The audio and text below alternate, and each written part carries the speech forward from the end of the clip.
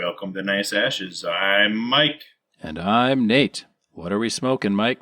We are smoking a very special cigar for a very special episode. Special episode? Special episode? I think it might be 100 of these. What makes it so special, Mike? Well, it's a Gloria Cubana double Robusto. Yeah, this is... it's not our 100th La Gloria Cubano, but it's our 100th episode of the show. Yes, it is. Shocking it's been that many. I know, I hardly don't believe it. This is a double Robusto. It's long as fuck. Yeah. I'm really excited. First of all, it's Gloria Cubana. And we haven't smoked a long cigar on the show for a quick minute. Yeah, I think the last time might have been either the season 1 or season 2 finale. Right. Yep. But I would say for me, I smoked a big cigar about 2 months ago, I would say. Maybe a little bit less. But I don't smoke big cigars often. I try not. I don't avoid them, but it's like a celebration for me. Yeah, a celebration. You got to be dedicated, have the dedicated time. A couple days ago, I smoked a Plasencia 151, and that was pretty good. Pretty fantastic. Nice. I'm jealous. Why wasn't I there? That was one of the sticks I picked up with my Christmas gift card to Tobacco Grove. So I thought, I'll give that a go. Hell yeah. Yes. Well, the cap on this is spicy. I'm excited. I'm doing the standard V cut, and I like all the little gold foil, stamped foil on these. Very nice looking. This is a TAA 2023. What does the TAA stand for? That's the tobacco. I can look it up. I do not know, my friend. I think I was told once. I think it's like some kind of like tobacco association or something. Because this is what do they call them? A one-off, like a promo. It is a promo. Yeah, Tobacconist Association of America. And this is an exclusive cigar for any retailer that is a member. Okay, for nice. 2023. Yes, sir. Well, the first few puffs are quite tasty. I'm pairing mine with a Kona Big Wave and the Isla Storm from last episode with our special guest from the UK. Very nice. I'm going to pair mine with just a standard Guinness. Nice. We're recording on Thursday today, so yep. I'm going to be semi-responsible. Yes, I'm going to try to be, but I figured it's 100 episodes, which means, that's 100 cigars that we have data on, that we've smoked and said yay or nay on, and 100 episodes that I've edited, which is crazy to think about it. So I think it takes about twice as long as the episode is to sit down and go through it and edit it. Some of them I can get done pretty quick, but... I'm glad it's you and not me. Yes. The only ones that are difficult are when we have a guest on sometimes, and if you or I are intoxicated, and we end up with 2.5 hours of content when the cigar was done after an hour 25. Sure. Some words need to be edited out, potentially. Yes. Sometimes large swaths. I can tell you, Nate, I've been taking draws off of this. And It's got a sweet start and a very powerful back end. Holy smokes, this is a powerful cigar. Power bottom territory here. Mm-hmm.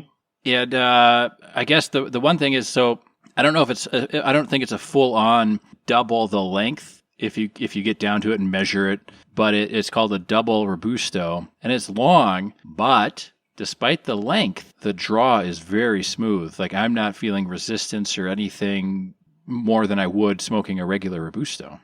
The draw is pretty much perfect. I would say it's double the length of a Rothschild.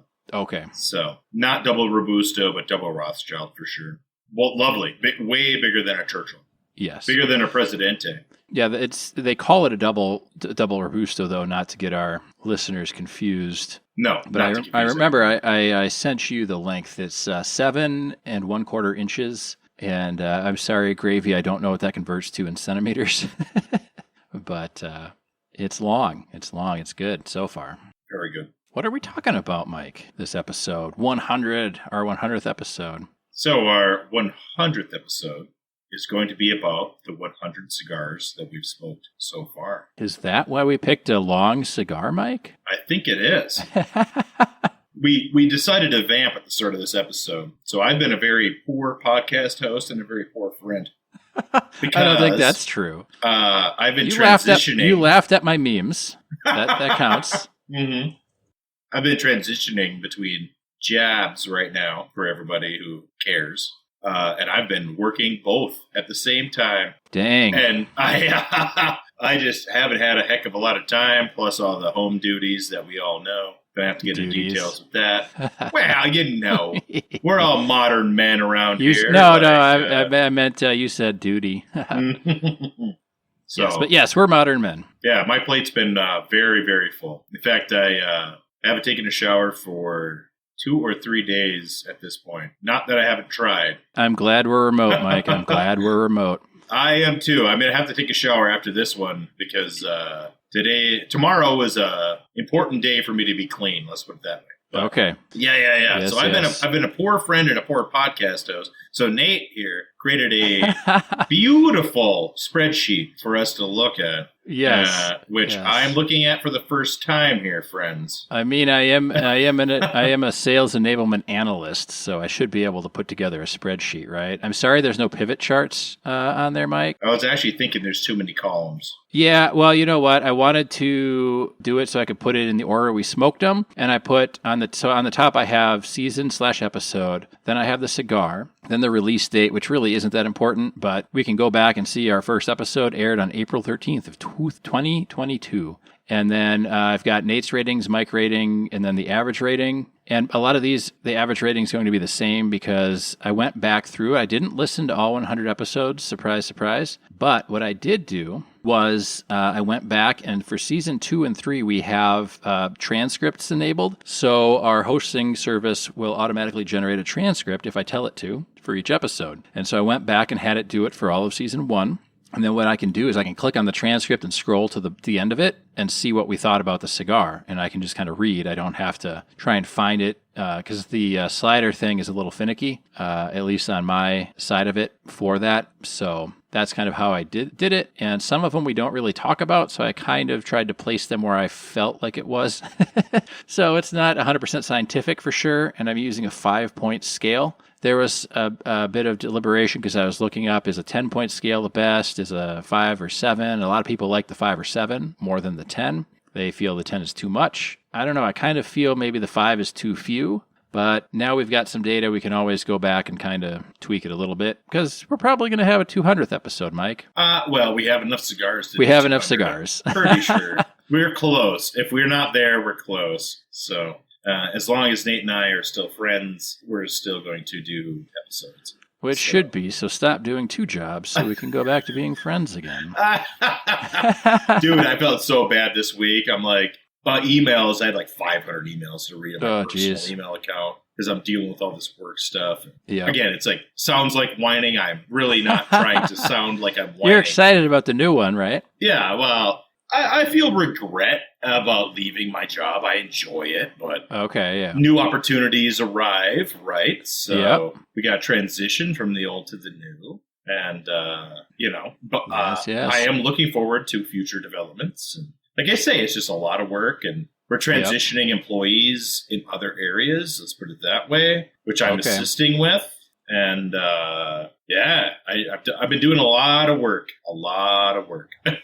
Yes. So I have had to focus on that. So I thank Nate and everybody else should for creating this wonderful spreadsheet because, I am not handling life this week. It's all good. I didn't hear from you for a bit, and then I was like, well, I guess I should get start on this spreadsheet because Mike had texted me earlier in the week and was like, I'm going to put together a spreadsheet and do this, and then I didn't really hear anything from him, and I'm like, well, just in case, I'd like to get a start and kind of do a shared workbook here so we can, after each episode we can go back in and we can update now this, the new one that we're doing and stuff like that. And it took me, I don't know, a couple evenings, not of solid sit-down time looking at it, but while I was doing other things to kind of plug all this stuff in. And then I had asked Mike, I think a day or 2 ago even, and I was like, Mike, what are we going to smoke for our 100th episode? And we both kind of agreed we wanted something we'd enjoy. We figured we'd enjoy. We thought we might enjoy.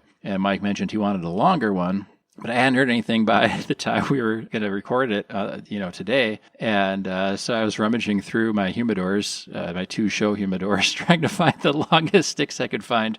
So it was weird that I actually also picked the cigar for this episode, which is usually what Mike does. But he's going to make it up to me. He's going to edit this episode. So I hope it goes 3-4 hours easy. If I have to edit this episode, it's going to be raw. So you'll get everything in, guys. All of my hawk-toing, and my dog barking. Oh, I didn't know you did that, Mike. Just spat on that thing. I have to show you a good meme. I should have forwarded it to you. Somebody sent it to me. Okay. But, it was related to a local Facebook group that I'm in, and some person in this local Facebook group said, "Oh, Kimmy Moorhead should not be a teacher." It was like, they named Kimmy Moorhead was her name. And then some other guy had some other dick joke name. And this person went on a ramble about how they shouldn't be a teacher and blah, blah, blah. Somebody pointed out that it was a joke. And then they're like, "Oh, I didn't catch that." It's like, you should probably realize you shouldn't be making decisions for other people if you couldn't read the meme and not get that it was a joke, right? Yeah. Like, yeah. Almost Gimme Moorhead, probably not real. Just saying. Yeah. Have you ever watched The Simpsons? Right. So stupid. I'm not even a Simpsons fan, but I understand the joke names. You know what I mean? That Bart calls the bar. I have legit never seen The Simpsons. I've never watched an episode. Yeah, one of my roommate in college liked to watch them, so I'd sit down and watch. Some of them are funny, but at that point they were still going on they'd already been going on for 20 years or who knows. They're one of the longer running things. Oh yeah, nice meme by the way. Yeah, I sent Mike a meme that kind of encapsulates the last, 2 or 3 months of modern pop culture, where you had all the women saying, if I had to be alone in the woods, would you rather come across a bear or a man? And all the women were choosing the bear. And, of course, that received backlash from people who have encountered bears in the woods, and from a lot of men that were like, well, we're not all, rapists and stuff like that. And so this meme is all the women on the left, and they're going, we choose the bear, and the men are on the right. And then the lower panel is all the men going towards the Hawk-Toa girl. So, and all the women are crying because they chose the bear. Oh, and she's clearly telling a joke. And it's hilarious. It's great. So, yeah. I hope she doesn't get any backlash in her personal life for that. Yeah, I hope not. So it's one of those things that you don't think you'll get internet famous for it, but for some reason somebody picked it up and there it went. Yes. So after I've flatulated myself for being this poor, we can get into our numbers here.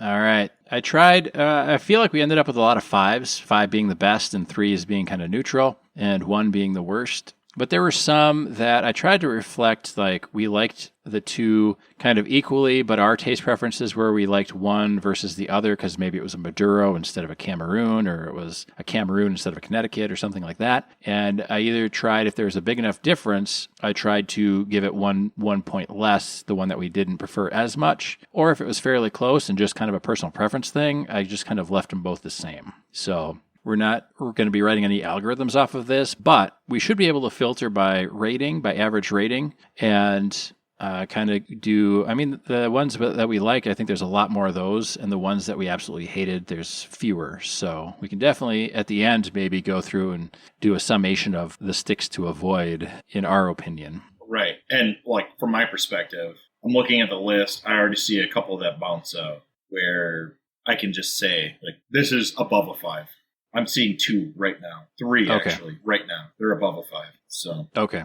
Yeah, it's a 5-point scale. We can change it to a 7-point scale. We're gonna keep it a 5. We're gonna keep it a 5 for now. Yeah. Okay. We'll give it a 5.5. 11 out of 10. Okay. Sounds good. Well, then what you do for those ones, and you're in my rating, give those couple ones, just bump them to a 6. The average rating is a formula, so it'll just take that. Sure. So we're doing... do you want me to actively download this and modify it? Well, it's a shared Google Doc. You should just be able to make changes, and it'll be okay.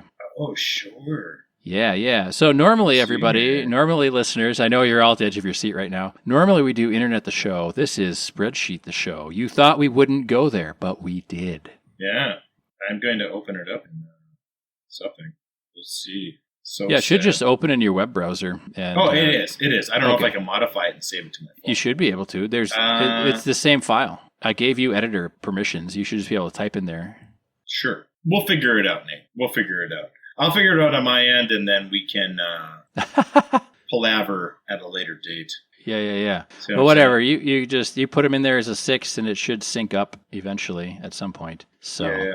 Not too worried about it. But what do you want to do? Start with season 1, episode 1? I figured that's what we do, right? Yeah, that's why I put them in that order. It was fun. It was a lot of fun going back and looking at all the things we'd smoked. And there were some dogs for sure, but there were some real good ones. It's fun. It's fun. It's fun going back. I'm glad we decided to do a podcast, Mike. And why is that? Well, because we have a really good excuse to smoke and drink every week, for one. Well, number one. And number two, like I wouldn't have had a spreadsheet like this to tell me which cigars I liked or didn't like. And I've learned like a ton smoking 100 cigars on a podcast about cigars, starting from not knowing much about cigars.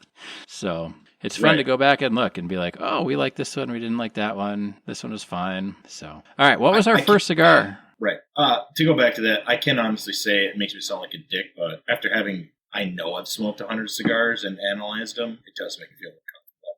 Nonsensical opinion. Not that my opinion matters to us, but I don't feel as self-conscious about suggesting a cigar to somebody that they get it off of you, and I've smoked enough where I'm like, I can give you a couple suggestions for sure. Yes. So, speaking about giving suggestions, I converted a friend to a listener. And he said he didn't need another expensive habit. And I said, great. Here's an acrylic humidor that you can get off of Amazon for $16, $17. Yeah. And you can go and buy some cigars. He goes, oh, I'm not going to do that. And he texted me today and said, I bought that humidor and I'm going to go get some cigars. So, nice. You don't need an expensive habit, but maybe it needs you. And that's why we're doing budget sticks, mostly. Some of these, like, is this one a budget stick, Mike? Does this fit our parameters, this La Gloria Cubana? No, this is not a budget stick. I wish it was. But it is not a budget stick. This would be a $13 to $15 cigar. However, we got it at a budget price. Okay. Because if you order packs online, they put these in those packs. So if you go online and you say, I'm going to order a La Gloria Cubana variety pack, you can get it at a budget price because you're buying 10 cigars. So it does and it doesn't, right? If you buy this individually, no. If you buy it as part of a pack, then yes. Yeah. See what I'm saying? I see what you're saying. Yes. So this is all of our special cigars tend to be in the $13 to $20 range, which is almost guaranteed is a good cigar. Yeah, it's a good cigar, and it's even in the $10 and $13 range, it's not, there's $30, $40 cigars that people buy all day long. Oh, yeah. And up from there. So even a $10, $13, $15 cigar, I would still, in the grand scheme of cigars, call it upper end budget. Oh, it's definitely the upper end of the budget range. Yeah. I get what you're saying. It is upper end budget because it's not as though you can't afford. I shouldn't say that. If you can afford a $5 cigar, you can afford a $15 cigar now and again. Now and again, which is what we do here. So yeah, and we do a lot of and we talk about it. Are these cigars an everyday smoke? Because they have to be good to be an everyday smoke. But we also have kind of a category, and this might be something fun we can do with these with this spreadsheet now. Would we rank it as an everyday smoke? Is it a lawn mowing stick? Like it's good, but you don't necessarily have to smoke the whole thing. It still has to be good, but it's maybe not as complex as the other stuff that we like. Or is this? Would we deem this one like a special circumstances cigar? Right. Or treat yourself cigar. Right. This would be a treat yourself cigar. The thing is huge. It's too big to smoke. It's delicious. This is it's very so good. It's so good. Yeah. I would gladly spend $15 on this. Sure. Yes. So anyway, to get into the cigars, now that everybody's been listening for 20-ish minutes. Yes. CEO Flathead 660 carb. You rated it as a 5. I increased my rating to a 6. I see that. So the sync does work. Oh, I even opened it in my Google. Would it be there? Yeah. I downloaded the actual Google platform to do it. So if it's updating you, that's great. Yeah. Yes, I bumped mine to a 6 now too. So now it's a 6 out of 5. Mm-hmm. Perfect. And we started with that one because we knew we both liked that one. Oh yeah, we did. And you knew for sure. And when we were starting out, it was kind of a mix of things that you knew you liked, and just some stuff maybe that you tossed in, your shopping cart one day or something. Yeah, a lot of it. Well, the first 9 cigars, actually the first 10 cigars, were all things that I had in my humidor. Yeah, yep. As a starter to see if we wanted to do it or not. And then after that, I started ordering. So the first 10 cigars are cigars that I already had, basically. Yep. So, and I think the carb, you can't go wrong with it. That Flathead, any of the Flathead cigars are going to be good. Yeah. So, highly recommend. Yep. And then we went on to the Punch 1840 Diablo, which we both liked. Me, made us give it a 4 each. I think it was good, but it was kind of in between. It wasn't super fantastic. It wasn't standoutish, but I don't remember much about it, to be honest. I know what. It's not memorable. All the punches are really good, solid cigars. Yeah. You're not going to write home. I'm not going to recommend a punch, most likely. Yeah. And it was funny because there was one cigar that we smoked, and I don't remember which one it was, but we mentioned sometimes we're not going to write home about this cigar. And there was one cigar that was so good, and I was like, man, if I was a soldier in a trench in World War I and I was smoking this cigar, I would stop and I would pull out my paper and pen, and I would write home about this cigar. Because I identify as a veteran, just like our presidents do. And that was the Hoya Black. That was the Hoya Black. Yes. Yeah. It reminds me of my time in the military. I never served. So. Another winner. Next one. The Gloria Cubana Series R. We both put this as a 6. That's such a good stick. It is baseline. Yeah. If you're not as good as the Series R, then you're not a cigar that I'm going to recommend. I will recommend a Series R. If you're not as good as a Series R, I'm not recommending. It is to an extent. It depends. I don't know that I'd recommend a Series R or a V660 to somebody who's never smoked a cigar before. No, I would not. That's the qualification. Yes, but to somebody who has smoked a cigar and they want something real good for a real good price, either of those two, for sure. Yeah, it's a good solid smoke. If somebody's going to buy a cigar, hey, I want to start a cigar collection and I've had a couple cigars and I enjoy them. Yeah. Probably not going to recommend a Cheroux, but I will recommend a Flathead. No. Well, here's a Series here's a different way of looking at it, Mike. The Flathead V660, the Series R, some more down the line. But these, like the Flathead and the Series R, are two that if you are a cigar smoker and you're looking for something, these are two of very few cigars that I've bought more than one of at a time. Like I've gotten a 10, 15 or 5 or 10 or 20 pack of these sticks to keep on hand. Like that's how good these cigars are. Like it's not a go out and buy one. It's if you find them, get a bunch of them. And that should be like a staple in your humidor. Yeah, if you get them at a good price, buy as much as you can afford. Yes. Basically. Yes, yeah. I just wanted to say, there's a difference between recommending, hey, what do you want? You just want a really good solid stick, one-time smoke? Go get one. Great. But these ones are so consistent and good that this is an easy recommend. Keep several of these on hand because you will smoke more than one of them for sure. Yeah, and you'll give them away and be proud. Not proud, but you're confident. Yes, you're confident that it's a solid cigar that somebody will like. I really liked what Gravy said on our last episode about the the higher social classes peeling the labels off their cigars when they're smoking in mixed company or in company. Sure. So as not to, price themselves out of conversation, I guess is probably the way to look at it, right? Because if you're smoking something that is like a $50 cigar, and the other cigar smokers in the room know that, they might not come and talk to you. Maybe. Or they might feel you're hoity-toity or something. I don't know. I mean, it's a very interesting dynamic. I need some more people that smoke $50, $60 cigars in my life, I think. I don't know. Mike can hawk trois, so anyone looking for, anyone that's a sugar daddy needing some spit on that thing, let us know. Mike is available, I think. Straight up, I have not seen the video. I have not seen the video. But yes, all of that. Also, I will smoke a $50 cigar occasionally. I haven't done it for a couple years. I would smoke one anytime somebody had one that wanted me to smoke it.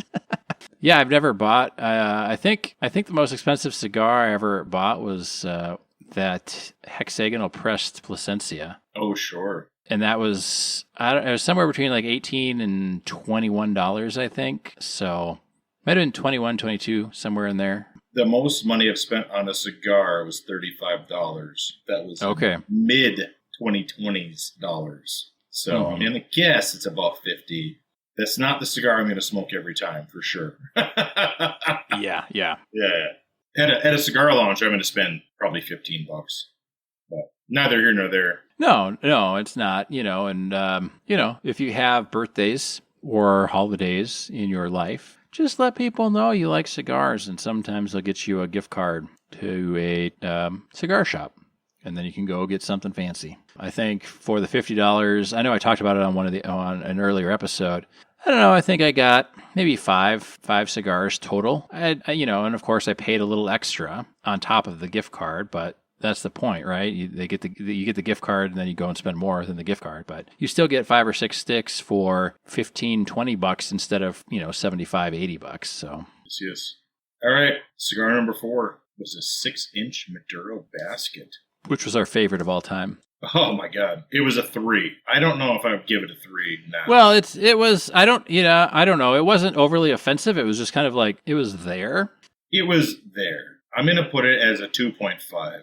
Okay. In hindsight. Put it as a 2. I'm modifying. Modifying. Yep. Well, that's the whole point. We're going through this. Excel the show. Mm-hmm. There wasn't anything fancy about it. There wasn't really any, I don't know, the flavor was just, it was very, I guess if I had to think about it, it's kind of like, it's a cigar in the blandest, most middle of the road sense.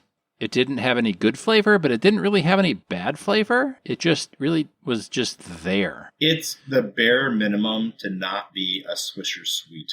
Because if you get a high-end Swisher Sweet, that's like a 2, right? It's not a 1. Yeah. A 1 is awful. Yeah. Like a shitty wood tip is not offensive.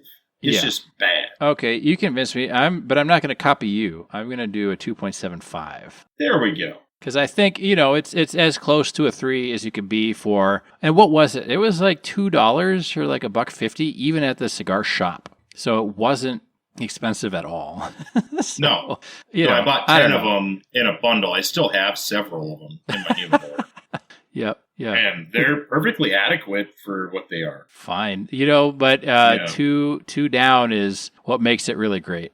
Right. Diesel Whiskey Row. Now, Nate, you need to tell a story about this, because you were so excited for this cigar because you had one. You thought they were the best thing. I had one, and I thought it was fantastic. And then, lo and behold, we decided to have a cigar podcast, and I wasn't as thrilled with it the second time. Is that the story? That is the story. Yeah. And it was still a 4, and I would still hold it at a 4. Yeah. But I smoked it, and I guess I was so excited about it that I thought it was the same level as like the V660. But smoking it so close to the V660, so let's just say before we started this podcast, I would smoke, I don't know, on a good year, if I smoked 4 cigars a year, that was like a good cigar year for me, and now we're doing 30, 40 a year on the show, plus I'm smoking extra off of the show. And I don't know, I've really embraced I don't know if you really call it a hobby. It's kind of a hobby, I suppose, but I've embraced it. And, as you smoke more, your palate changes or is attuned to different things. So I don't know. Coming off of smoking, and I think I told you the story, Mike, is prior to getting together with you and smoking cigars, I actually smoked a few acids. just because they were like the fancy labels, not fancy, but like the marketing and stuff. And we haven't done one. I haven't smoked one for, probably 10, 11, 12 years now. But that's kind of where I came from, is I didn't want the swishers in anything. And like acid seemed like a fun, like hip brand, I guess, going into a humidor, right? Like some of these labels, unless you know what you learn getting into the cigar world, is the acid labels is, the font and the text and the colors, and, you kind of get sucked in. And if you don't smoke a lot of cigars, like most of them are flavored, right? Right. And well, to get into the acids, I wanted to get some acids on the show because you've mentioned this outside of recording, and yes, they're expensive. They're so expensive, and I know they're trash because Sarah had a collection of acid cigars when we were dating. I borrowed her a humidor for her art. Yes, and they're trash. I don't like them. They are. You might as well have a sugar pop and then pour some gasoline on top. It's terrible. Okay. I don't think they're good. We'll have to see what that top rated acid is, and then just do that one on the show. Yeah, as a special, because these things, even online, you can't get them for less than like $10 a piece. And it's crazy. That's a crazy price for a flavored cigar, in my opinion. When you can get legitimately good cigars, which we just smoked and one especially for $11 or $12, Yeah. Well, and especially considering the CAO flavors, which we're going to get into here. We're going to get into those, yes. But all right, so we did the Whiskey Row. And the next one we did was the tequila cigar, which was the 6-inch Maduro basket cigar, but we put tequila on it, a la Arnold Schwarzenegger. And for me, that bumped it to a 4, from the 2.75 to a 4. It drew flavors out of the stick. It was both of our first tequila cigar. It has to be special. And it was a 4. We only put it to 4. I don't want to put it to a 5, but I want to put the tequila cigar idea to like a 7. Like the tequila cigar idea is a 7. Yeah, for sure. And it works on most sticks. We have one more tequila cigar episode where we smoked different sticks, and we had different successes with it. I think the tequila will work on any non-flavored cigar across the board. I think flavored cigars are a little more hit or miss, but we can talk more about that when we get down there. Yes. Rocky Patel, The Edge. I am changing The Edge to a 6. Okay. They're good. They're real good. I think that they're fantastic. I'll do that too. It's not that I do what Mike does, but sometimes I do. Yeah, this is not copy Mike the show, but it is. No, but Mike and I didn't sit down and go through this. You know what I mean? We didn't really go through this beforehand. No, this is a live reaction video to the results. So it's part of the joy of listening, I suppose. That's how I'm going to frame it in my mind. The joy of listening. The joy of If you enjoy listening, don't forget we have an Instagram and a Facebook and a Patreon and a website. And we're getting a lot of new followers and stuff. It's fun. It's been fun. I've been trying to up my photos of the cigars we're smoking because there's a lot of people on Instagram that we follow on the Nice Ashes page that take a lot better photos of cigars than I do. But some of them live in, the UK and have vine walls everywhere they want to go, or they live in more romanticized places. But maybe I need to fall in love with my city again, Mike. Honestly, Nate, you live in a very nice area, so you should. I do. You should. I know. I actually had a conversation with a coworker about your exact area. Ooh. I'll get into specifics after the show. But sure. Where you live is actually a famous area in my world for political reasons. Oh, political. I thought you were a Captain Whizbang fan. Don't even know what that is, so no, I am not. All right. Well, spoiler alert, if you're familiar with Captain Whizbang, you can guess the area of Minneapolis I am nearby to. There we go. But don't come doxing me, so I'll dox you right back. I don't know. That's what kids say these days, right? Yeah, fuck those kids, but not literally like Bill Clinton. Yeah. Oh, God. Okay. All right. So Rocky Patel, The Edge. Cohiba Black. We both put it as a 3. I think this is one I couldn't really find. We didn't really talk much about it, and usually if we don't talk much about the cigar, it's kind of like it's a solid, like, just kind of in there. You know what I mean? Like, I've smoked many Cohiba Blacks. This was one of the cigars that I got as a partial box. Okay. And there's a solid, standard-ass, boring cigar that has a Cohiba name on it, so people smoke them. I do not think that Cohiba tries in the same way that other cigar companies do with all of their blends. So, I think 3 is a solid choice. Like, you're not going to go wrong with it, but Cohiba does not mean good cigar. Cohiba means not bad cigar, if you know what I mean. Yeah, well, and it's similar to the Gurkhas, right? Not every Gurkha is a great stick. Some of them are downright not very pleasant, but it's kind it's one of those things where if you're in Vegas and you're at the cigar table instead of the craps table, and you have to place a bet on a cigar being good or not, like a Cohiba is a fairly decent bet. Gurkha is probably a fairly decent bet. Not as good as a Rocky Patel or La Gloria Cubana, but not terrible bets. No, it's like a punch. Punches are good. Yeah. Not the best. So, CEO Flavors. Moontrance. Very first one. This is getting upgraded. I think I already did it to a 7. You did it to a 7. I did it to a 7. It's one of those ones, and sometimes I think to myself that because when I drink coffee, I drink it black. I don't put anything in it. Every once in a while, I'll get like a caramel high rise from Caribou or something if I'm feeling flirty. But my standard go-to is black. I want to taste the earthiness. I want to, all that stuff. And so for me to rate a Moontrance, which is a vanilla cigar, this high is saying something. And I think it's part of like self-imposed wannabe snobbery, which I don't want to be. We've talked about that plenty of times, not wanting to be cigar snobs or anything like that, but it's a damn good cigar. It's almost a perfect cigar as far as entry level. It's good for the aficionado, and it's good for the newcomer. I've given it to my nephew. Yes. My wife smokes some. It's a good, Nate's good recruitment stick. It's a good recruitment stick. They taste delicious. I try to keep as many as I can. I went to a golf tournament last weekend, and I brought a fistful of these with me in my humidor to give to people to smoke cigars who wanted to join in the fun, who weren't cigar smokers. Yep. Because you can enjoy it with or without a drink at night, and it's not going to give anybody a bad idea about what a cigar is, right? You can't give them a carb, you can't give them a Gloria Cubana, but you can give them a Moontrance. And also, no matter how quote-unquote advanced of a cigar smoker, they're very good cigars. So it's a pleaser for everybody. It's almost S tier, right? Like, you can't say anything bad about it. Well, and it's almost like movie theater popcorn.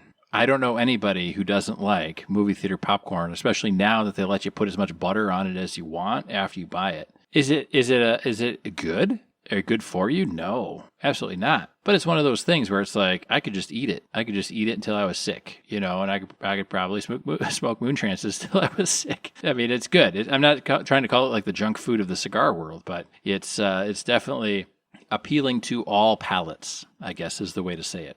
Right. I can't imagine a single person on this earth that wants to smoke a cigar who is handed that and would say no. Yeah, and if they say no, you don't need that negativity in your life. So they're just being a PRICK. You know what I mean? Like, they're not being a nice person. Yeah, we can say you know what?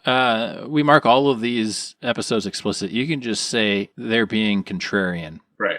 They're being negative for no reason. I'll tell you that. Yeah.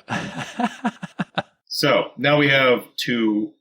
I'm going to put these two together. We have the Bella Vanilla and the Eileen's Dream, and we both have them as a 1. Yeah. And they're not offensive, but they are below the standard that we expect CEO to have. Well, they honestly weren't good. No, I wouldn't buy them again. So especially because we did the Moontrance, which is the bourbon vanilla, which is real vanilla. And the Bella Vanilla is like the imitation vanilla flavor. So doing the real vanilla followed up by the imitation vanilla. Of course, the imitation vanilla is like, why would you even make this? You already make the perfect vanilla cigar. why? Why would you make like a bad vanilla cigar? It doesn't make any sense. Yeah, they don't cut price. They're the same price. So They're for the same price, you might as well buy the Moon Trance, which is the best. Yes. Potentially the best flavored cigar of all time. And the Eileen's Dream, I think, was maybe, I feel like that was slightly better than the Bella Vanilla. I might give that a 1.5, actually. Go ahead, move her up. I mean, it wasn't that much better, but it wasn't as offensive. That's the Irish Cream one, the Eileen's Dream. But it just wasn't as good as the rest of them. And, you know, we have the benefit of hindsight in all of these, depending on how good our memory is of them, which for me is not very good. But I think I remember liking the Eileen's Dream slightly better than the Bella Vanilla. Yeah, Eileen's Dream, it's not terrible, but less said, the better. Now we have the Gold Honey, CEO Flavor Gold Honey, which we both give a 4, which is, I didn't think was flavored very well. My wife, she likes them because they're sweet. Okay. They're just a sweet cigar. Oh, we can put it, I don't know, we can put it at a 3. I don't know. I'm going to move mine to a 3. We both kind of liked it as we were smoking. Yeah. I'm going to move mine to a 3 because... Right. Yeah, 3 sounds fair. I just, hindsight and then talking about it. Right, and that's going off the hangover of these one-level cigars, so give them a little bit benefit of the doubt. And my wife, she does like them. She likes the Havana honeys a lot more. Okay, sure. Because they're a lot more flavored. Not a lot to say, really. Yeah. Cherry Bomb. I don't even remember smoking the Cherry Bomb. I don't think it was actually cherry flavored. But I think it was, but... Was it really? I don't know. We both seem to like it in the transcript anyway. Right. Well, maybe we'll have to give it another try. Yeah, whether it's a 4 or a 3, I don't know. I feel like it was slightly better than the Gold Honey. Right. I'm leaving it as a 4. I'll leave it as a 4, too. I don't remember smoking it. I don't remember if it had actual cherry flavor. Yeah. It's not going to be Cult Blood Red Moon bad, which is the next one. Which is, I think... Can I give it a 0? No, let's keep it as a 1. Okay. It's the worst cigar I think I've ever had in my entire life. And I gave it to my uncle, and I feel so bad because I hadn't smoked it at the time. And I gave him one. I'm like, this Cult Blood Red Moon tobacco is one of my favorites. So this cigar should be really fucking good. I don't know why it doesn't translate. I don't know why it doesn't translate. Yeah, that Cult Blood Red Moon pipe tobacco, one of the best pipe tobaccos I've ever had in my entire life. Yes. Fantastic. Yes, fantastic. I bought a tin of that just based on your recommendation, and it's very good. It's the best flavored tobacco I've ever had. And I don't like flavored tobacco. And it's a staple. Like, you have to have it. But yeah, never smoke a Cult Blood Red Moon cigar. Don't even do it to your enemies. It's horrible. Pretty much. We can do it to Al, though. But we're going to do it to Al because Al doesn't taste anything. And hopefully Al doesn't listen to this before he comes on the show. But that's going to be our gimmick, people. We're going to give Al you're the in the know. Red Moon. Yeah. You're in the know. Al is not. Before we get much further, Mike. Yes. I think I'm about a third of the way through, and I like what Gravy said about kind of the thirds, right? Yeah, I agree. So do you want to do thoughts on the first third? Fantastic. Highly recommend. Yes. Yes. So delicious. I've been letting it sit. I had to relight only because I've been letting it sit. Because the flavor is so good, I want to cool it. Yes. Which is rare for me, but the flavor is so good, I want to keep it very cool. And lovely cigar. Highly recommend. Very nice. Even on the first third, I would say it's a go. Yep. For sure. All right. We may have to speed this up because we're only on the 15th stick. Yeah, but we jaw-jacked. We'll figure it out, Nate. We'll figure it out. You know what? I'm not worried about it. It's the 100th episode. I mean, if we got to smoke a second cigar... Then we got to smoke one. Yeah. It's okay. We got short ones. I guess we do, Mike. Yeah. It could be, you know what? It could be a double episode. Who knows? Well, that'd be almost unforgivable, Nate. No, I mean, 2 in 1, like 2 cigars in 1 episode. Right. The 100th special. And that's, it'd be like Harry Potter. Yeah. I mean, TV shows make a big deal about hitting 100 episodes. So, I don't know. I feel it's a big deal. I remember when Drew Carey came out with the 100th episode. My parents had me watch it. Yeah. Did you love it? I don't remember ever watching Drew Carey before the 100th episode. I won't deny. And don't think I've ever seen an episode of Drew Carey. They had a pool table in the yard, and there were people that were all comedians. Okay. Sounds very very standard for the era in which it was from. Yeah. So Punch Classico, episode 15. We both put a 4. Again, another punch at a 4. I don't recall smoking it, probably because it's a punch, and punches are good, reliable cigars. Yeah. Nothing to write home about. So, Mike, a lot of these, we were still figuring our stuff out in the first season. And we were still using our old recording platform, and I still didn't know what I was doing editing audio, which Keith assures me everything sounds better nowadays than it did in season 1. Oh, on his shitty $15 headphones instead of ISO Tune Pros, which is what he should be using. We're calling you out, Keith. Get some ISO Tune Pros. That's what you should be using, Keith. Especially for our buttery voices. Yeah, ISO Tune Pros. There's like hearing protection in high def plus decent audio. That's what you need in your life. Yes. I got 2 pairs. They're worth it. So anyway, the point is we were still figuring stuff out. So if we didn't mention anything at the end of the episodes, we didn't mention anything at the end of the episode, we just had Dev on with the Men's Health Month. We didn't even do like a recap of the cigar. We're just like, okay, we're all depressed now. Catch you next time. So, if we didn't say anything about the cigar, I just kind of put it at a 4 because usually a 3 or 4. Because usually if we don't talk about it, it's like a solid stick. It's not a great cigar and it's not a bad cigar. So it's somewhere in there. You know what I mean? Right. If you're at the course and they have 5 cigars in the humidor and they have a punch, you're going to enjoy it. It's not like it's going to be terrible. It's better than smoking a wood tip for sure. Oh, yeah. Which we haven't smoked a wood tip on the show, which maybe we should. We have not. But yeah, we got to get some distance from our little stretch of the Baccaras. So we're going to have some bad future here. Anyway, so we had a CEO Flavor Moontrance Torpedo. Next one. We didn't talk about the Rocky Patel, the Edge Connecticut howitzer. Oh, I am so sorry. We did not. And we both put that as a 5. And I would put that as a 5 still. Yes. Not amazing, but for a big-ass cigar, that's one that is great. Legit. If you see it at a lounge and you want to have a big celebration stick, I recommend. Yes. Not that such a big cigar makes it impossible to recommend higher than a 5. It's a big cigar. Yeah. It's huge. And I don't think we smoked it on the show, the Asylum 13, the big one. That was too big for your cutter. Yes. But that one was really good. That's way better than a Rocky Patel. But that's, that's like a 2+ hour smoke. Right. And that's specialty.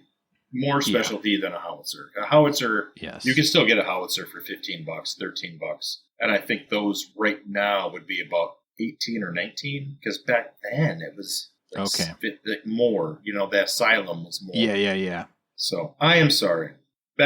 Now that it's a Moontrance Torpedo, we put it at a 4. We didn't like it as much as the Robusto. The Robusto is the size, in my opinion. There was some reason, I can't remember if it got too hot or that the flavor was just off because of the shape. But it was not up to that same level of the... I bought 10 of them, and I've had a couple of them. It gets too hot. The Robusto size makes it so that flavor comes through the whole time. For the Torpedo, you smoke it and it gets really hot because you have all that draw. And it burns all that flavor off, and then you just have like a medium leaf, which is very pleasant, but it doesn't have that additional flavor. It doesn't have that extra oomph. Right. It's still a good cigar. It's just not the next level that the Robusto is. We have the Rocky Patel, the Edge, Maduro Howitzer, which we surprisingly put at a 4. And I do remember why. Why? It was too dark. It smoked us out. Yep. It smoked us out. Very impressive cigar. It was the first cigar that we had where we said the Connecticut was better than Maduro. Yep. And it was dark, way too dark. But again, that's like a celebration cigar. Get a new job. And the Maduro, I think, if you did want to smoke it and make it good, you'd have to get yourself a bourbon or something sweeter to pair it with. So it might have been a pairing issue too, Could have been. But it's definitely full dark body cigars. I think now we would enjoy it more, but at the time we weren't quite prepared for the experience. It was a very intense. So I'm going to keep that at a 4. That was at a 3. No, it was at a 4. No, that's the Torpedo Maduro you're looking at. I can see what Mike's looking at. I installed spyware on Mike's computer. And naughty Mike, your search history. No, I'm just kidding. All right. So the Edge Torpedo Maduro was only at a 3. I don't recall why we put it at a 3. I don't either. I think in the transcript, I think we just kind of said it was fine. Sure, a little boring. Yeah, I can imagine that. Not like overly boring, but maybe we weren't as enthralled with torpedoes at the time too. I don't know. I like torpedoes now, but Maduro, it's definitely. Go on, ahead, Mike. No, please go. I was just going to say the torpedo, like Mike was saying with the Moontrans torpedo, they can get a little hotter. So if you smoke them faster, you're not getting everything. You have to smoke them a little different. And we talked about this when we did the Nica Rustica, that a lot of cigar smokers online will do a V-cut on torpedoes, but straight cut on most everything else. And the reason is to kind of keep that flavor and all that stuff. So there's definitely a different style of smoking for torpedoes, perhaps. Different way to approach them, maybe. But now I just V-cut everything because I was converted by Mike to the V-cut. This possibility also... What I was going to say is that Maduro is the dark roast coffee of the cigar world, and it's a lazy way to make bad leaf taste good. Yeah. So you don't get a lot of the nuance and the flavor out of it. Seemingly, it's kind of like I can make a direct comparison. I love Guatemalan Hue coffee. I think it's fantastic. My wife doesn't like it to the same level that I like it. And she likes a lot of dark roast. And I think dark roast is just turn it into cold brew coffee, turn it into press pot coffee.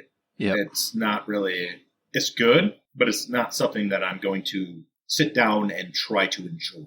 Yeah. Unless it's a special roast. If I get a special roast, then yeah, I'm going to try to enjoy it. But a lot of dark roast is just shit bean. They roast the fuck out of it, and then it tastes good.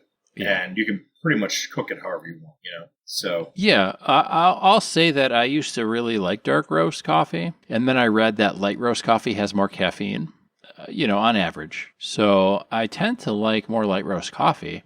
But we got recently the Kirkland Dark Roast House Blend or whatever it is, but it's the dark one from Costco, and it tastes burnt to me.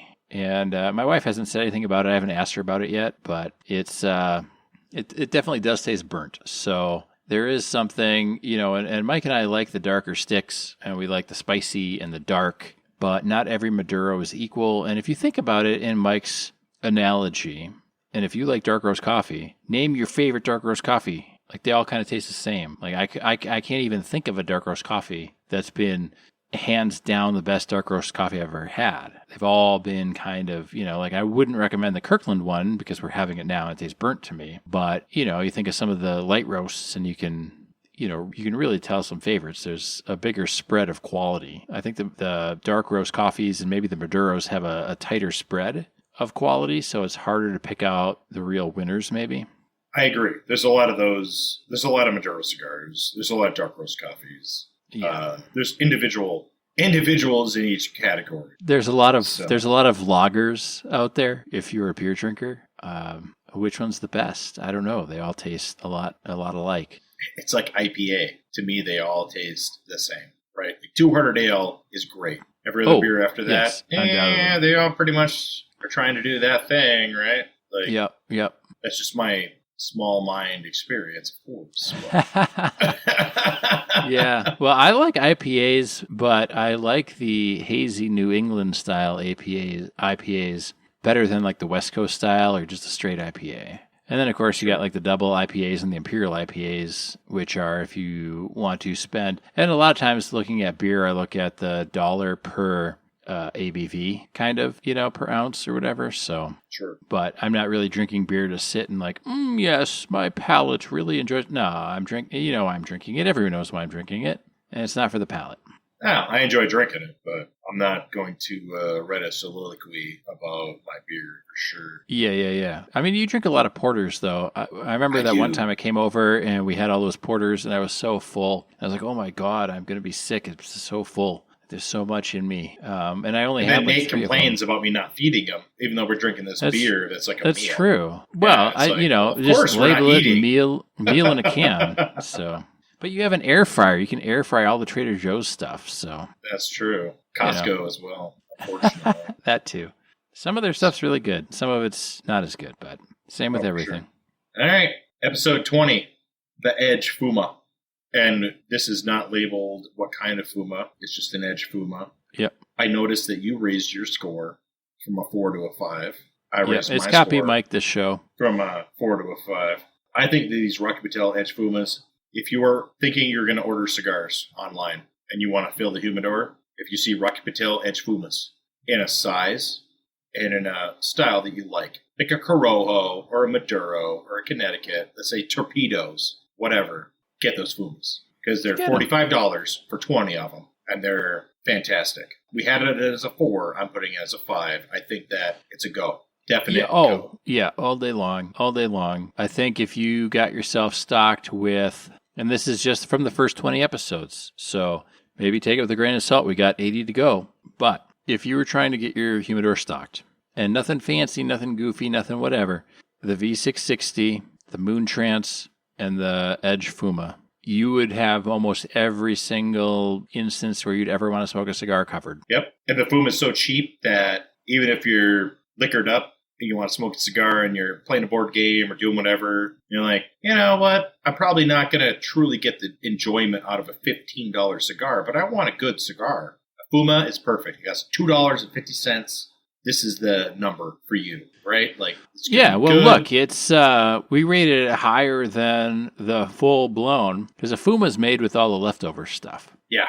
To explain to the listener, and we rated the Fuma higher than the Rocky Patel Edge Maduro Howitzer, and that's like full on. They're trying their best to make a damn good cigar, and the Fuma is like, here's kind of the leftovers. So.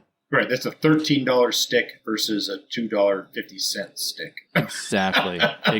And that's the whole point of the show is what can we smoke that's affordable for most everybody? Not necessarily everybody, but for most everybody. And which ones are worth it and which ones aren't. Because the Cult Blood Red Moon cigar is not worth $2.50. It's not worth $1. It's not worth 50 cents. Somebody should pay you to take one. And the Rocky Patel Edge Fuma, you should buy all day long. I feel like in Wolf of Wall Street, like, buy, or whatever. Stock market bro or something. I'm about a third of the way through my cigar, Nate. You're only a third of the way through or 2/3? I'm about 1/3 of the way, or 2/3. I'm sorry. I have 1/3 left. Okay. Sorry. Yeah, fractions are hard. Fractions are difficult. After 100 of these cigars, fractions are tough. Me too. I'm almost to the first little band. Sure. It's still great. It's so good. It's even gotten better, I think. The second third has gotten more, so I'm going to sound really stupid, I think. But we're also the anti-gatekeeping podcast. So I feel it's gotten a little more mellow, but it's very flavorful. It's a non-potent flavor. It's a very good, when you suck on a warhead, and the first 45 seconds are mouth-puckering sour, but then you get kind of that sweet, and then that sweet is what makes you keep coming back for more. It's kind of like similar to that, I think. It's a really good flavor, and it's kind of come into its own, I think, the second third. Maybe I'm just blowing smoke, Mike. I know I am because I'm smoking a cigar, but what do you think? I would say it has, and we're going to get really pretentious, I think it has a lot of oak. And I think it has... Yeah, oak, exactly. A lot of sweet wood. It's not saccharine. Haktua! Yeah, Haktua. But it's very sweet. And also, it's got that full bodiness of that oak flavor. But it's not smoky oak. It's like fresh cut oak. Yes. Fresh cut oak. Like you're out and you're cutting wood. It's like the smell of oak when you cut it with a chainsaw. Yeah. Not the smell of oak when you burn it. Exactly. Yeah. and also sweetness, but not like saccharin. Just like almost like a sweet hickory kind of. Obviously, we're getting smoke here, but it's very good. Yes, incredibly it's so good. It's incredibly so good. It got really good the second, and it was really good the first third, but the second third, like you said, it's that fresh cut. You know, like I can see myself, and I don't do this really, so it's all fantasy on my part, but I can see myself out in the woods and I'm cutting down an oak tree and that just the smell of that fresh oak that's been cut on the summer breeze and the sun, but it's not like a hot sun. It's just like a sun that gives you a little bit of warmth, you know, when you like cool off from cutting the tree down and before you get like shivery and the sun kind of peeks out and the leaves are rustling up above you and you get that scent off the breeze of the fresh cut oak. Maybe I'm romanticizing this cigar too much. It does have a leafy, like a breeze in the leaf type of thing. It's so good. It might be the conversation. It might be the crowd, you know, the listeners might be sending their positive jujus in my direction. You know, they're sending me positive waves from the you're not doing household duties. I mean, that could be it too. I am done doing household duties. You're relaxing from doing two jobs and household duties. I was man of the house. Could be that. Day. I was man of the house. I got some laughs on that one. Was that a Chevy Chase Jonathan Taylor Thomas movie? Man of the House back in the 90s? I do not know. Okay. Well, listener, you can fact check me. Yeah. So, but oh my God, this is lovely. Definitely not a cigar you want to smoke on a golf course. Definitely a cigar you want to smoke with good friends sitting down. But yeah. All right, I'm going to put these next two ones together here, Nate. Go for it. The Vintage 92 and the Vintage 1990. We have them rated as a 4 and a 5 retrospectively. And I'll be honest with you, I don't recall the differences at this point in time. I know that I like them both. Other than in the transcript, I saw that we enjoyed the 90 better than the 92, which we explicitly called out on the episode, which is the only reason for the difference in rating. But they're both good sticks. They're both good, and they're both expensive relative to the average price of a cigar that we smoke. We recommend them both. Go with it. We can move on. The Macanudo Inspirado Red, which we both had as a 4, and I still think it's a 4. Good cigar. Yep. All the Macanudo Inspirados are good. Yep. Similar to We have more later, but they're good. We have more later. Yeah, we have more later, but they're good.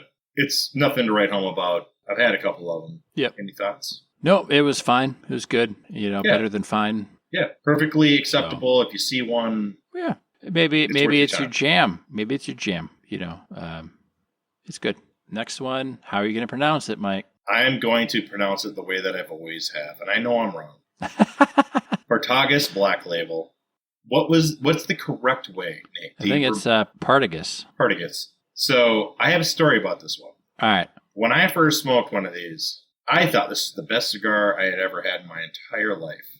And it was the Rothschild size. And I thought it was just the best thing since sliced bread.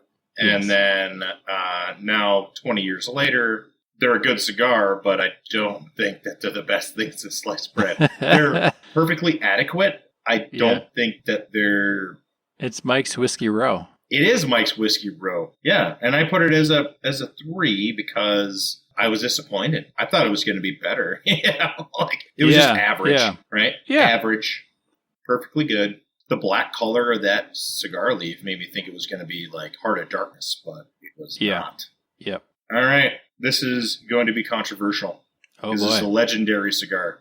Okay. The 25th episode. Perdomo Reserve Champagne 10th anniversary. We only Super Toro. Yes, the Super Toro. We only put it as a 4. Nate, why only a 4? I don't know why. I do. You know, I looked at 100. I looked at 100 transcripts. So to have me, there's a few that I remember, but have me pull everything out from everywhere. I do recall this one. And okay, tell me why. Champagne is famous because it's a Connecticut that people like, but it's nothing to write home about. It's not. There's nothing special about it. It's just a good cigar. No. A very good cigar. Don't get me wrong. if you're going to try a Connecticut cigar for the first time, it's a good cigar to try. Yeah. But it's not going to be top level, in my opinion. Yeah, it's not one of our favorite Connecticut's, which is coming later. No, and that's the crazy part, because it's a lot of people's favorite Connecticut. Yeah, yeah. All right, another highly anticipated cigar was the Buffalo Trace. That was episode 26. And we both put it as a 3. Yeah, it was not. I mean, it's a tie-in with the Buffalo Trace whiskey, and it's one of the few tie-in cigars. We've got some more tie-in cigars coming up in the future, but it just was fine. I guess if you want a whiskey cigar, the Whiskey Row is better than the Buffalo Trace cigar, I would say. We only rated the Whiskey Row a 4, I think, and this one was a 3. So it didn't have kind of that flavor that you're expecting from a Buffalo Trace whiskey tie-in cigar. I think this went with a lot of our trends here, where if you have a tie-in cigar, it's probably just going to be adequate. It's a gimmick. And in the cigar world, just like everything else, a gimmick does not mean high quality, and the quality was not what we wanted. Yeah. I mean, sometimes it fucking works, the gimmick, but that's if the gimmick has a reason. Like the Oscar with the candle leaf wrapped around it. There's a reason, But Buffalo Trace tie-in, not really a reason other than to capitalize off of the Buffalo Trace label. Right, and they had a great opportunity. Buffalo Trace is really popular. Some of the people I hunt with, they swear that Buffalo Trace is the best bourbon they've ever had. And it is definitely not that. I guess to be fair, we didn't drink Buffalo Trace with this cigar.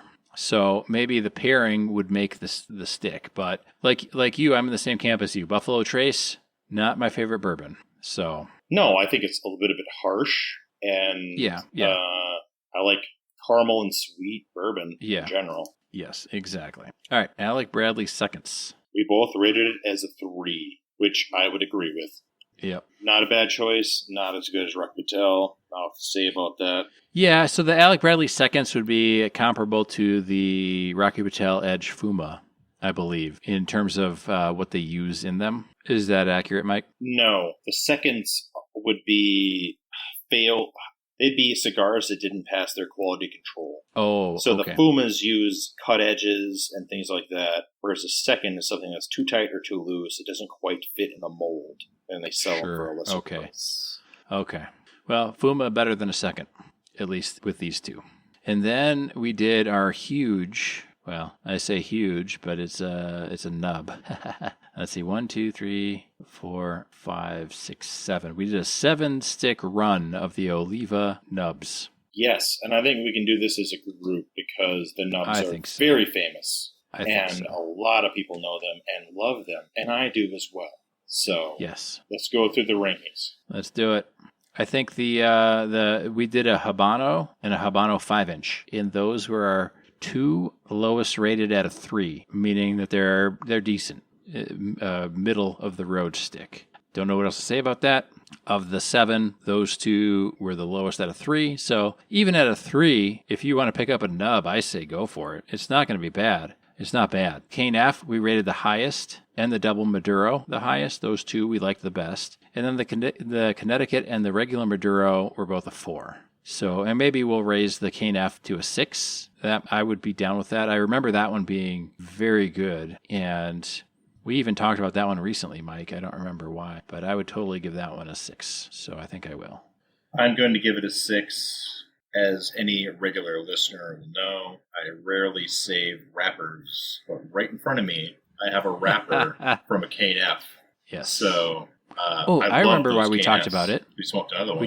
Yes, we talked about it because we just smoked the Daytona. Yes, we did. I would say the only thing I really have to say about the nubs is they're all good. If you get a nub pack for a good price, it's a go. Throw it in the humidor. Yep. Can't go wrong.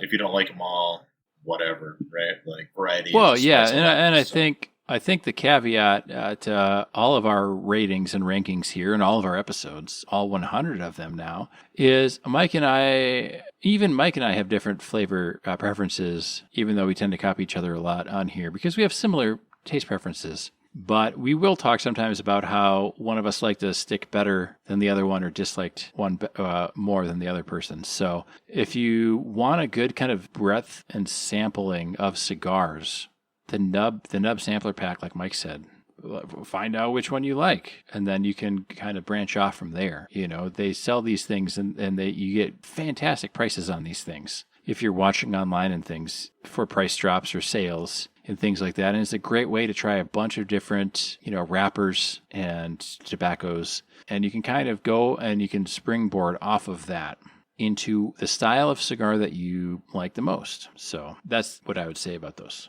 I would also like to add that to what we talked about in last episode, you can have a nub and no cigar snob, quote unquote, is going to look down on you for having a nub.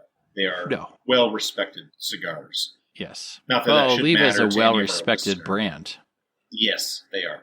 And it's a well-known and respected series, and they're a good starting point for getting into, quote-unquote, real cigars. I don't want to say real cigars. What should I say?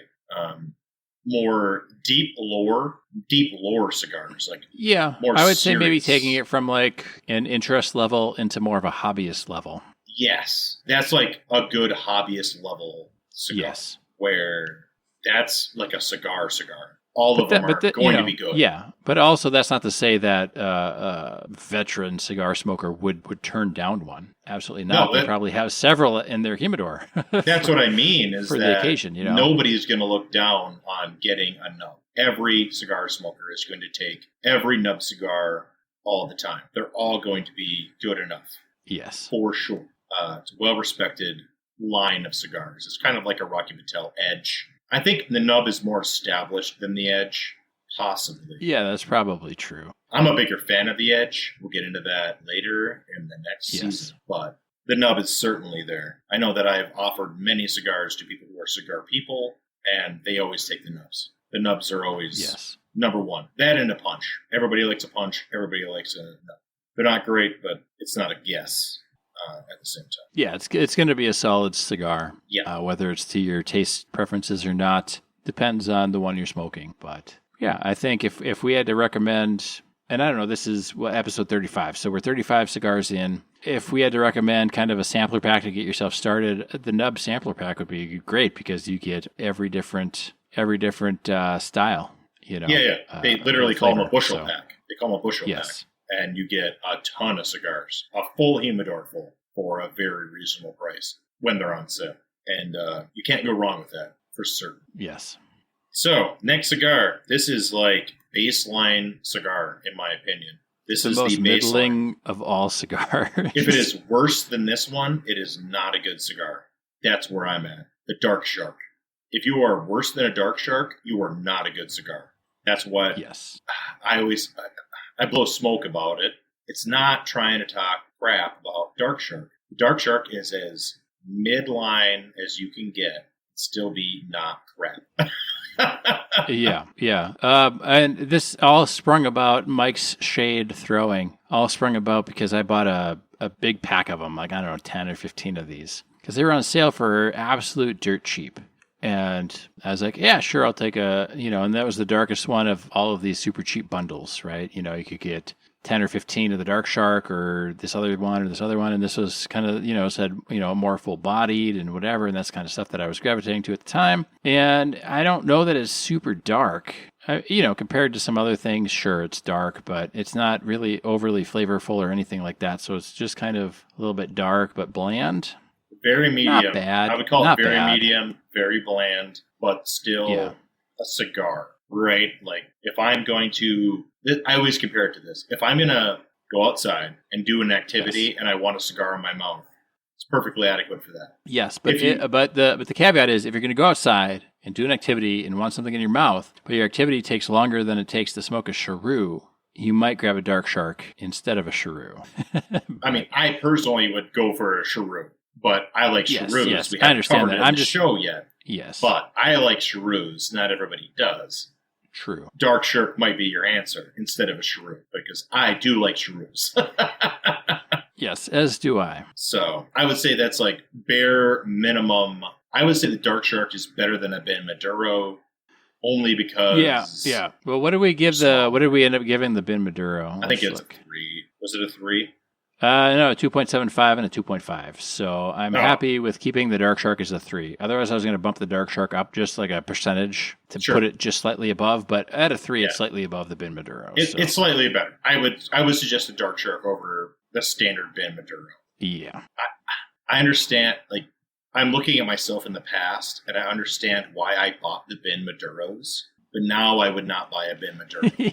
Yeah. Right. Me now, doing a cigar podcast, having a much larger humidor selection, I would no longer buy a Bin Maduro. Yeah. The bin sticks are not a bad place to start. If you're like, I don't know if I like the darker or the lighter or the full body or the medium body or whatever, go grab one of each, but you could do that and get kind of very middling or worse than middling cigars, or you could buy the nub bushel pack and get pretty good representations of all those styles. Right. For slightly more. So I used to have access to Hoyo de Monterrey seconds, and those were the bin cigars at my local cigar shop. And I loved smoking those because they were almost as good as the Hoyos. And I like Hoyos. And we'll eventually, I'm sure, cover them. But those are $13 to $15 cigars. So the bin cigars were like those. And you could even see they were exactly the same cigar and exactly the same packaging, minus the box.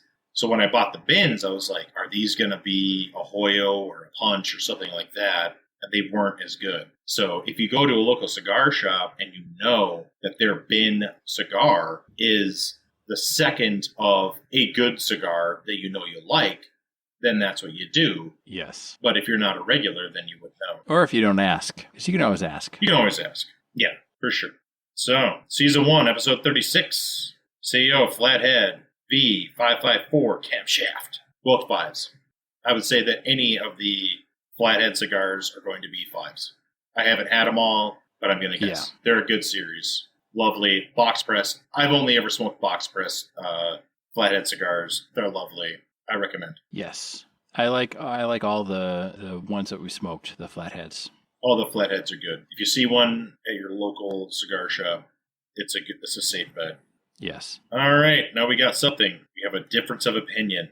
The CAO Extreme Quad, which is the Extremo label. You thought it was a 4, and I thought it was a 3. Yes. Do you recall this cigar, Nate? No. I do. Okay. See, I have a lot better memory with these cigars. I don't know what's happening. What are we doing right now? Right? Oh, 100th episode. That's right. Okay, go on, Mike. Episode. So this is episode 37 of season 1. And I don't like the extremes. I think that they're average at best. Nate thought it was better than average, but I just don't think that they're dark enough for the branding. Oh, sure. That makes sense. Yeah, I just don't think they're dark enough for the branding. And they're black, and they look really good, but they're not as tasty as they should be, in my opinion. Yep. I think I'm going to keep my rating, though, because the average is a 3.5, so it's still where it probably should be. I agree. It's not as bad as a Dark Shark, but... Yes. Yeah. Yeah, it's slightly better than a Dark Shark, which the average rating shows, so I'm fine with it. All right, so Season 1, Episode 38, that's the season finale that Nate knows so much about. Yes. So much of that show was cut. Yes, that was a future Nate was cursing past Nate for drinking and imbibing so much. Yes. We had a Plasencia Alma Fuerte. Yeah, Forte. Yeah. I don't recall what the cigar was. I'm not going to tell you lies, my friend. I believe this was the hexagonal press. Oh, we smoked this one on the show, and it had hints of orange and other stuff, and it's a fucking delicious cigar. Since we're going above 5, I'm going to change this one.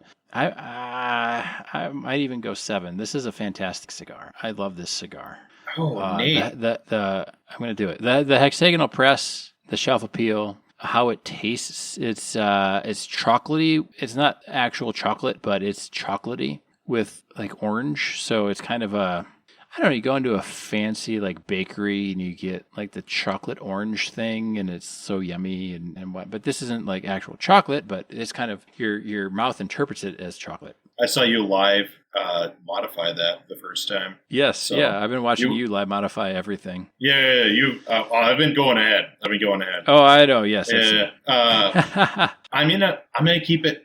I'm gonna upgrade it to a 6. Sure. I think it's as good as you think. I really liked it. Yes. I want to smoke another one. I think it's yes one of the best cigars I've had on the show, at least. Probably one of the best cigars I've ever had, period. Yeah. But 7 to me, in context, needs to be more about, is this epic level? Am I going to suggest this to somebody else? Well, I guess to be fair, this is a $20 stick, give or take a couple bucks. So that's what I mean, is that yes. for $20, it is well worth the $20, but yes, but it's not an everyday. A grade above. Depending on your income. Is it a $20 stick that is a grade above, right? Whereas a Moontrance Robusto is a $6 stick at a cigar lounge, or a $3 stick if you buy it offline. Yeah, that's something that's like, I will smoke that right now. You know what I mean? Like, I will give that to everybody, including my mother. It's a great cigar. Well, if I had the money, I would give this one to everybody. But, that's kind of the caveat is I'm trying to rate these based on what I liked, and I really like this one. Right. And so that's why I give this Maybe 7, I will change it to a 7. Maybe this is just, we agree the show. Maybe. You know what? No. I don't know. Like 6. Keep it as a 6. It's still reflective. 6.5. I'm going to do 6.5. Okay. Because it's still reflective. It's such a good cigar, but it is $20 goddamn dollars. $20 in 2022 money. So what is it now? $30, right? Nah, I think I just saw them on the shelf there. I think it was like 25 maybe. Okay, $25. $25 for a cigar. It better be good. It had better be good, and it is. It's one of those ones, and I think that's why I'm excited that we have this spreadsheet now, because we can build it out and we can say, is this an everyday smoke? Is this a splurge? Is this a splurge stick? And I think this definitely is one. This is a splurge stick. That is... Yeah, for sure. That's undoubtedly. If you have a baby, or if you get a job, or if you... anything in life that you're like, oh, I want to celebrate. You pooped in the toilet instead of your pants today. Get this one. Right. I don't know if I'd be buying this for other people. That's how expensive it is to me. Like, well, yeah. I mean, I would if I knew somebody was getting married and liked cigars and they hadn't had one of these yet, this would be a contender. Because I think that the palette is accessible to almost as many people as the Moontrance is. Potentially. Yeah. If you had a major life event, and we were going to celebrate, and I knew we were going to hang out, I would buy this for both of us. Yes. For sure. I wouldn't buy it for you, I, and Sarah. No. Yeah. No way. They wouldn't appreciate it. They wouldn't unless we were celebrating a double anniversary, but they would enjoy the Moontrance more. And right. And another stick we're going to talk about later that my Sarah has really taken a liking to. I got minis that we haven't tried on the show yet of that cigar. Okay. We'll talk about it later. Yes, we will. Okay, so yes, we will. Plasencia Alma Fuerte. What is it named? It's Fuerte. Fuerte. That's one of the ones that our friend across the pond, you should try that because it's right up there. Yes. With the best ones. Very good. Oh, yes. So we got some Five Vegas now. We're in season 2. Gentlemen. Yes. How much of your cigar do you have left? I'm hoping that we can get to the 20th episode or the, the 12th episode of season 2 so that we're at 50. I got... before we pop another cigar. I think I have enough to get there. I do. An inch and a quarter, something like that. Yep. That sounds like you're right on pace with me. Perfect. We can it's do it. It's always good to be on pace, which is atypical sometimes. Yeah, we've gotten more in sync. Well, we try. I try. As we've gone. Yeah, I try. I try too. I'm sure you... Oh, I know you have because... the results show the difference, right? Yeah. So we have 3 Five Vegas cigars: the Classic, the Series A, and the Cask Strength. We have a 2, a 3, and a 4. The Classic is a 2. The Series A is a 3, and the Cask Strength is a 4. And I will tell you now, the Cask Strength was the clear winner. The cast strength is the only one I would recommend. Yep. If you're going to get a 5 Vegas cigar, only get a cast strength. Yep. I actually thought that was decent. It was. Yes. It was actually decent. The other ones were. Yes. I definitely wouldn't recommend that.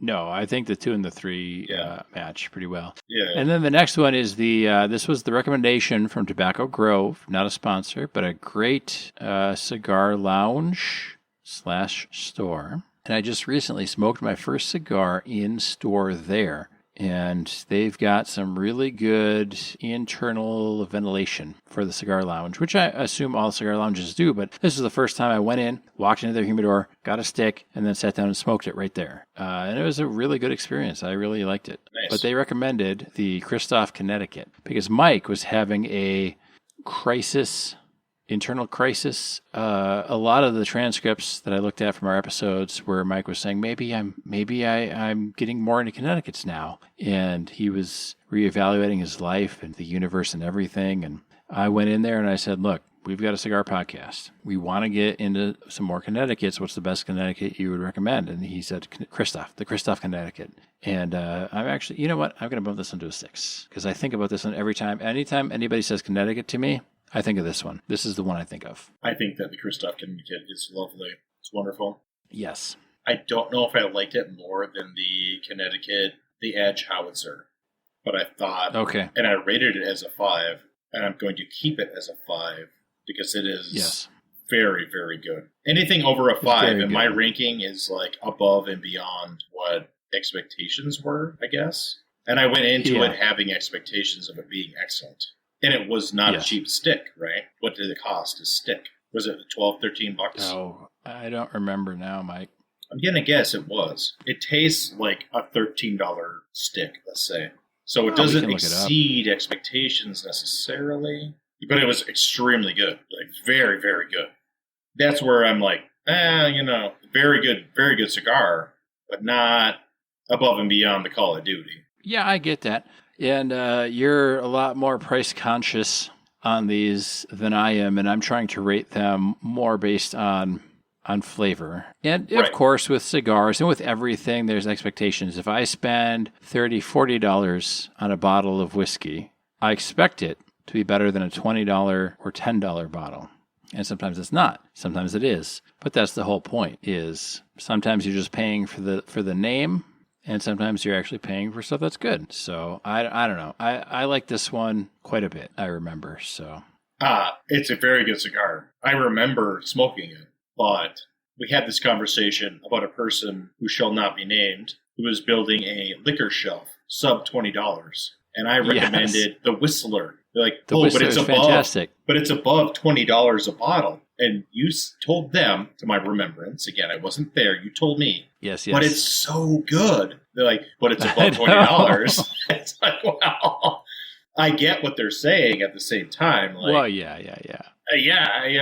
Like the Christoph Connecticut is very, very good. But I expect it to be good because it's at the price point where if it's bad, then it gets a 1.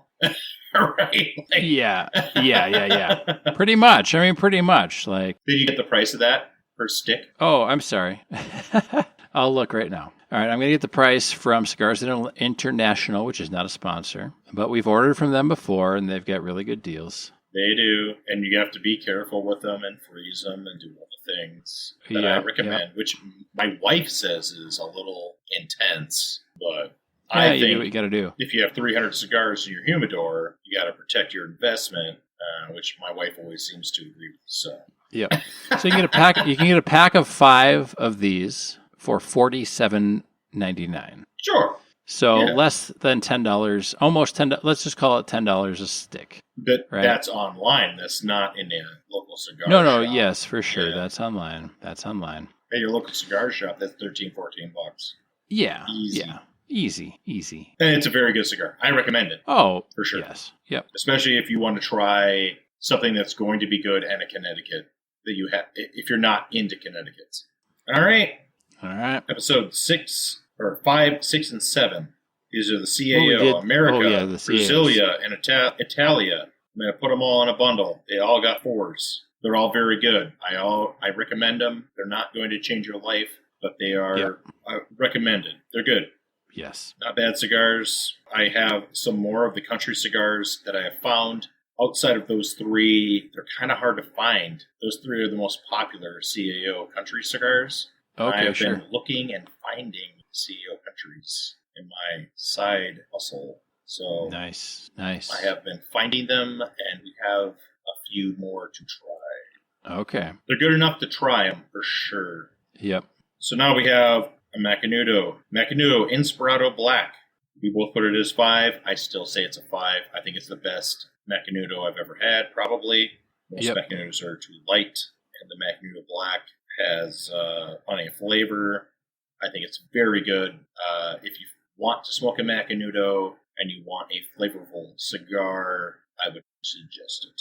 Thoughts and opinions, Nate? No, I liked it. I don't remember it offhand, but of course I reviewed the transcripts for all 100 episodes we've done.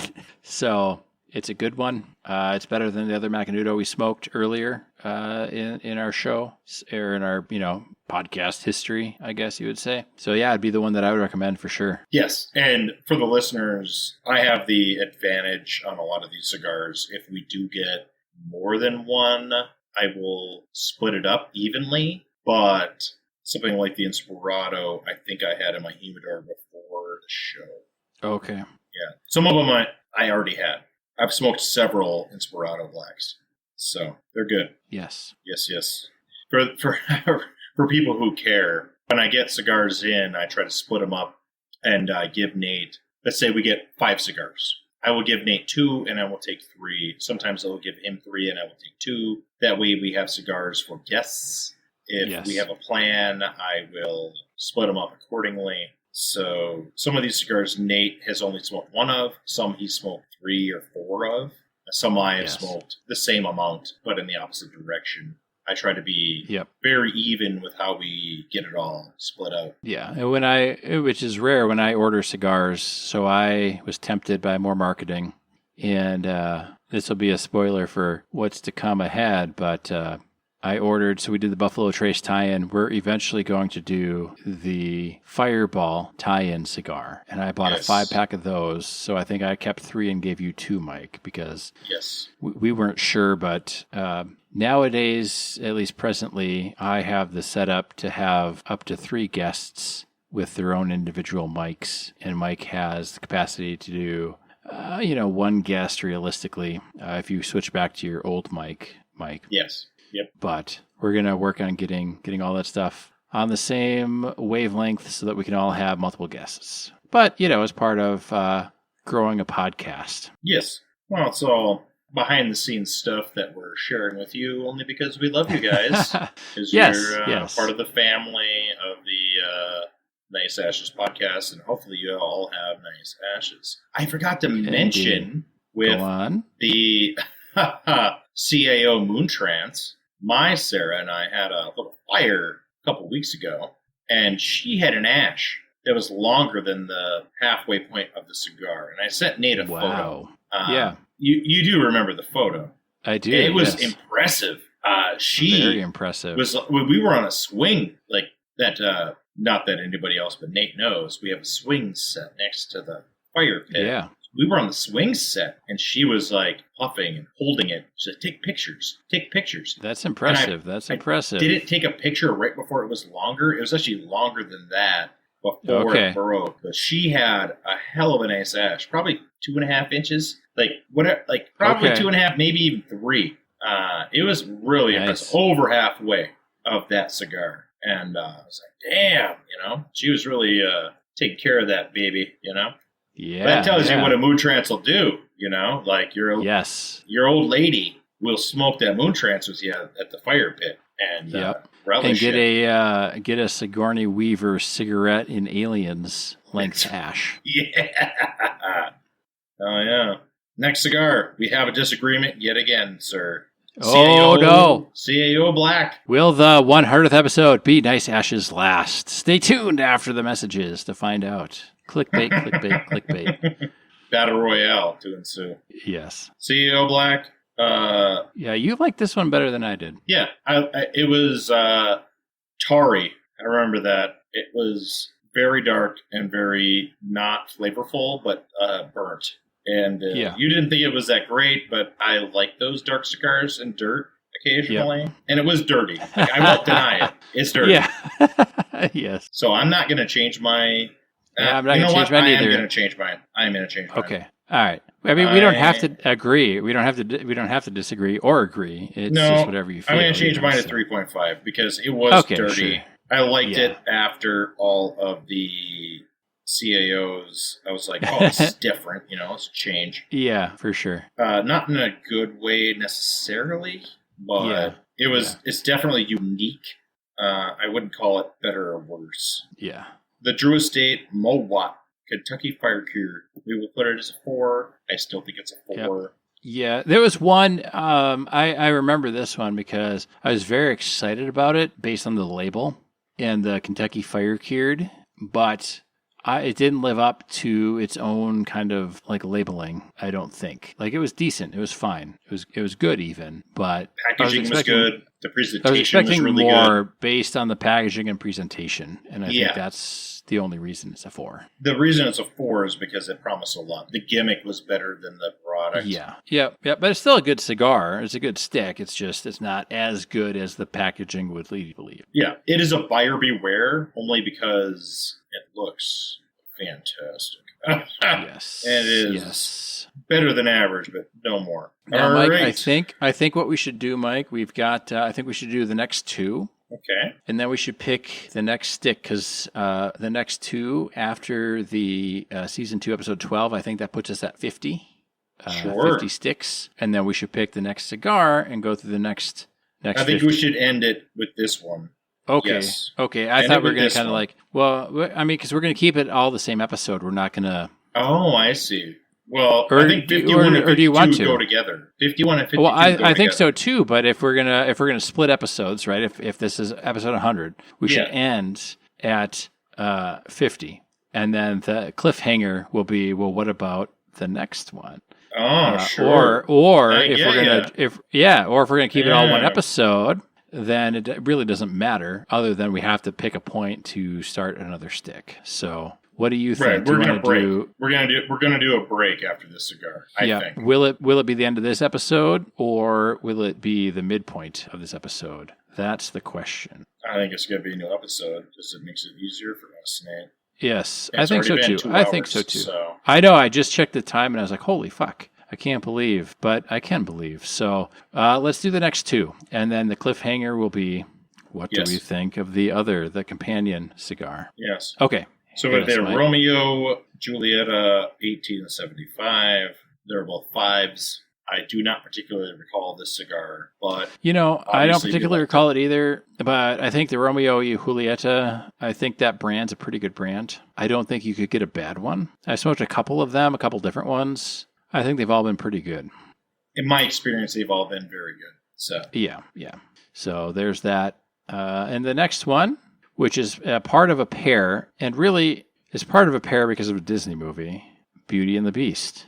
So we've got the Gurkha Beauty for our 50th episode. And our 51st episode, which you'll have to wait till next week. I know. The hate mail is coming in. But you have to wait till next week for the next 50 cigars that we smoked. And did we like the Beauty or the Beast better? Well, we're only talking about the Beauty right now. And I gave the Beauty a 2. And Mike gave it a 2.5. I just lowered it. I saw that. It's all about the Beauty. It's only average. And slightly less than average. You smoke it too hot. And that was the issue. Is I smoked it too hot and Mike didn't. And that's why Mike liked it better, because he knew the trick with Gurkhas is if you have a Gurkha, smoke it as slow as you possibly can, because they have a tendency to get too hot and to ruin the taste and the flavor. That's why I lowered it. Not because the Beauty is bad, only because if you do smoke it fast, you're going to have a very, very bad time. It's one of those things where it's the caveat, with the Gurkhas. It is. So that's our first 50. It took us a little longer to go through the first 50, but I'm glad it did. Because it's good memories. Good thinking back on a lot of these. It's crazy to think about how many cigars we've had together. Yeah. Plus the ones outside of the show. We're starting to Yes. become, you and I could get jobs as low-level workers at a cigar shop. Yeah, maybe they didn't trust me to take the shipping and receiving box and bring it to the guy that actually is trusted to cut the box open and place them on the shelves. Right. Like that's the dream. I can be paid minimum wage at Anthony's in Minneapolis, right? Like they'd hire me on as like the lowest level just to try me as a temporary employee. Yeah, for sure. So we're getting there. Oh, we're working our way up. You know, it's crazy that, and I said this earlier in the episode too, but it's crazy that since we've been doing like a podcast and actually trying to talk about the cigars, because Mike and I would hang out for a long time smoking cigars and drinking and talking about everything, like talking about all sorts of stuff. And one day I was like, man, we could actually just do this as a podcast, you know, like, and Mike was not opposed to the idea. And so that was good. And that was happy, joy. And it has been ever since for 100 episodes. But, you know, starting to not really force, but to be aware of what I'm smoking has really helped me be able to pick cigars that I would like, or to be able to know what I do like and then pick cigars based off of that. So I think it's been a good exercise in trying to talk about what I'm smoking, because a lot of times you just smoke a cigar and you're talking with somebody. And you may or may not pay much attention to what you're smoking. But if you pay even the smallest amount of attention to what you're smoking, you can gain some really good insights on the things you like and don't like. I agree. Yeah, it's not like, dark cigar smoke, it's good. It's kind of where I started off as a younger smoker. I smoked pipes before, so I was accustomed to that. And the cigars were a lesser form, I guess, only because the pipe tobacco world is so varied. There's so many different kinds. And cigars are more universally available to everyone. Not everybody's going to maintain a good pipe to be able to smoke pipe tobacco. No, and pipes have a whole different, and we talked about this with gravy, is the way you pack your bowl. It's very important. Extremely Whereas a cigar, you cut it, and you light it, and you make sure you take a puff off it every 2 minutes or something, right? So it's not that much to remember, but a pipe, you have to put a lot of thought in the beginning to packing the bowl. It's even beyond that, Nate. You have to maintain your pipe into good condition before you even get to the street. You know, you come into Smoking Street with background, and then the street itself is full of potholes because you have to pack it right and light it right and maintain it correctly. And all these and this things. is if you're just smoking straight tobacco from a company. And we're not even talking about blending your own. We're not talking about blending your own. That's just like you buy a tin and you want to smoke it. And then all these factors. You need specific pipe tools too. You can't just... I mean, you can with your thumb, but... Yeah, I pack it with my finger a lot, but that's not the way to do it. No, I mean, there's ways to do it and ways not to. Cigars are a little more accessible than pipes, I think. Even though typically in like older movies, you see a lot of pipes. Like everybody's smoking a pipe. Like Sherlock Holmes smokes a pipe and stuff. So back in the day when smoking was more normalized, the poors would have a pipe and they would have a pipe collection and they would maintain them at home. Now nobody maintains pipes. They don't have the knowledge how to do it. Yeah. There's the access to knowledge to maintaining pipes and to pack pipes and to do the pipe thing is greater than cigars at this moment, which is unfortunate from a certain perspective. But we're a cigar podcast, so we love it because you can have a humidor that's just a mason jar with a Boveda pack in it, and that's all you really need. We should talk about, future episodes, we're going to talk about methods to light a pipe and scientific evidence behind it. Yes. Not this I would like to do a special like one-off pipe episode, because I do have a pipe that I bought at a antique store that needs to be reconditioned. And so I would like to do that kind of live on air. Sure. That'd be great. And do kind of like a special pipe episode. It'll take more than on air, but we can certainly get you a majority. Oh, of the way no. there. I mean, like I'll bring a pipe that's ready to go, and we can kind of like do it as we're smoking our pipes. Yeah, behind the scenes. Yeah, but we'll kind of talk about what's happening. Yes, for sure. Yeah. Behind the scenes. Exactly. I'll I can borrow you some tools. Sure. We can get it. That sounds ready. great. So that can be one of our little outreaches. But that was 50, the first 50 cigars of the Nice Ashes podcast we went through. We did the Gurkha Beauty. And what do we say? We say, catch us next week for the Gurkha Beast. Be safe, have fun. Thanks for listening.